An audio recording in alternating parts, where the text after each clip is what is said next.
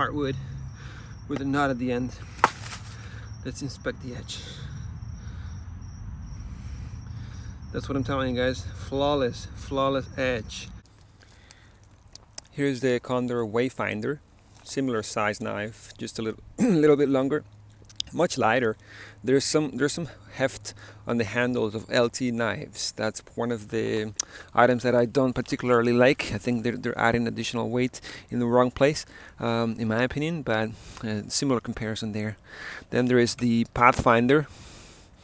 You can see lots of similarities. I don't know all the stories and peculiarities of those transitions from company to company, but you know, based on the pins in the handle and the materials used, the fact that this is using 01 steel makes me think that there's a lot of the same person or people were working on both designs. Of course, this is much thicker, harder to find. This is kind of a one knife option for going out in the woods. This is a nice companion to something bigger, perhaps a hatchet. This can do a little bit heavier work, much heavier, although it won't cut the same way. The Scandi grind here is a lot thicker, guys, a lot thicker, like 3 times as thick. Let me show you guys some cutting footage of the LT Wright Jessmuk design, because this knife is celebrated in many circles and I can see why. Something that I find that doesn't work super well for me is the handle. Although it's quite comfortable, slopes down, it doesn't swell, that's one minor hit, and it also, I find it a little bit skinny for my taste. When you really build down and hammer through a piece of knotty wood, you want, in my opinion, a little bit more swell on your handle. So some bushcrafting knives acknowledge that and give you more thickness. This one doesn't. So let's take a look at how it cuts, because although I've been using it extensively for the past 10 days at home, just building fires for the grill, not for the grill, for the fire pit, mostly, yes. The edge is still quite holding up quite well. I actually haven't seen any single chip on it, although LT gives you very thin Scandis. That's something that they tend to give you compared to some other Scandi makers. Although quite thin, that 01 is holding up quite well. I did get a minor chip on the 3V Outback from LT. This one, flawless. Let's see.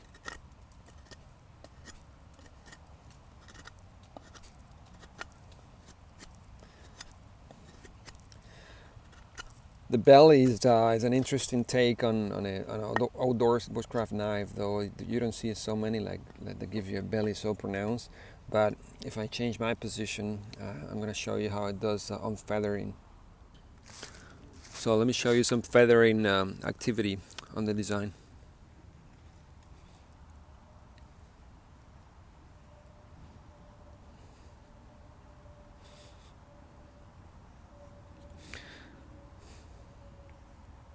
I always have a hard time keeping my feathers on the wood, but I think you get the point, right?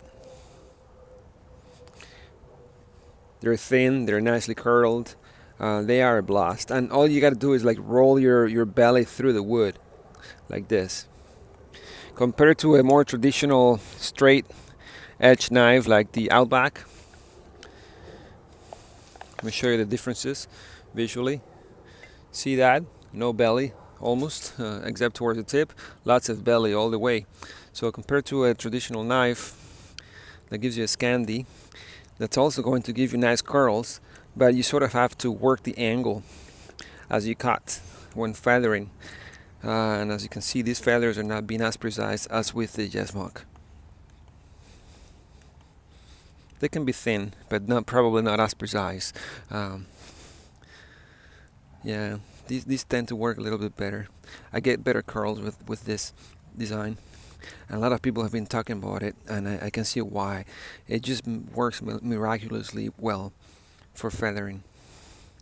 I've also batoned the knife through logs. This is hardwood, I'm not sure which kind. I've batoned through it several times to prepare kindling for fires. And again, the edge is really good, guys. I mean, no damage whatsoever. Whatever they did on the 01 is proven to be an asset. Okay, doing some batoning with the Jessmuk.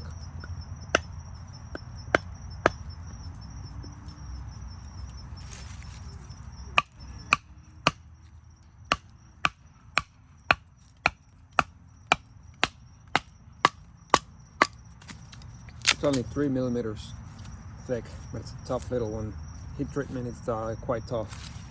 I think it's dialed down for toughness.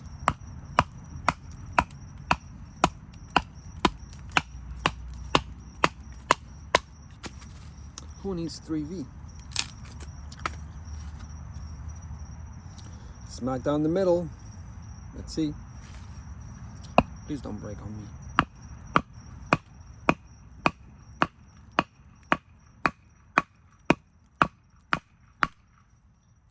Okay, that's it. Tough test, guys. That's a hardwood right there. 3 millimeter blade. Actually taking it beyond its intended use, I'm sure. We'll inspect the edge after this.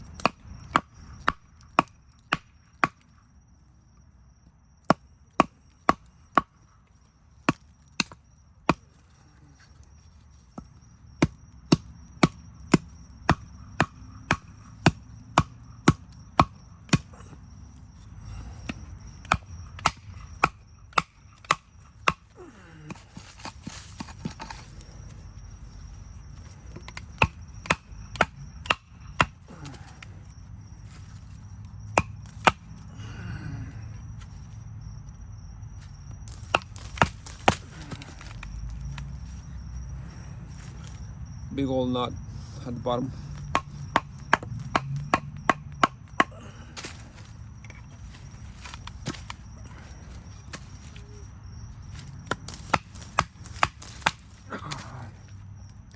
There we go. 1/8 of an inch. However, it's a tough steel, extremely tough heat treatment that LG put on this blade. I'm really surprised. I'm not this surprised often, guys, with knives. Really impressed with heat treatment accomplished by the company here.